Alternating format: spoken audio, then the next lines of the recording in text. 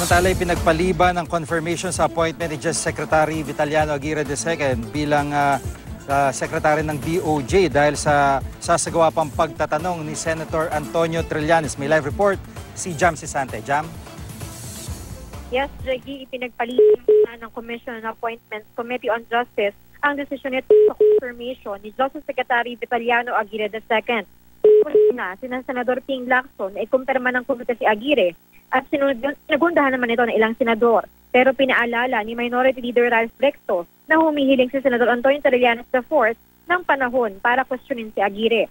Isa si Trillanes, dalawang oppositor sa confirmation ni Aguirre. Pero wala ito sa CA hearing kanina dahil nasa official mission ito sa Amerika. Dahil dito, nagdesisyon si Committee Chair Senador Loren Legarda na ipagpatuloy na lang nila ang CA hearing kay Aguirre sa February 15 dahil sa February 11 darating si Trillanes. Sa opposition ni Trillanes, sinabi nito na hindi dapat i-confirm si Aguirre dahil hindi bagay ang ugali nito para sa isang Justice Secretary. Tinawag ni Aguirre si Trillanes na gagong senador pagkatapos ng Senate hearing ukol sa di umunoy suhulan sa Bureau of Immigration noong January 23.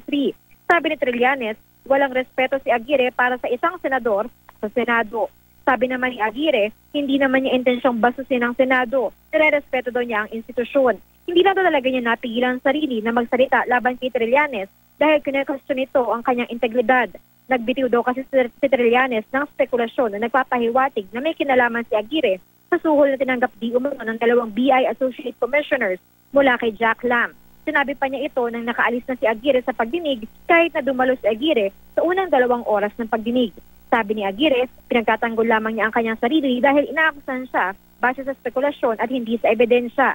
Pagkatapos ng CA hearing, aminado si Aguirre na medyo dismayado siya dahil hindi siya na-confirm ngayong araw. Pero handa naman daw siya na sagutin ng mga tanong ni Trillanes sa February 15. Jiggy? Maraming salamat, Jam Sisante.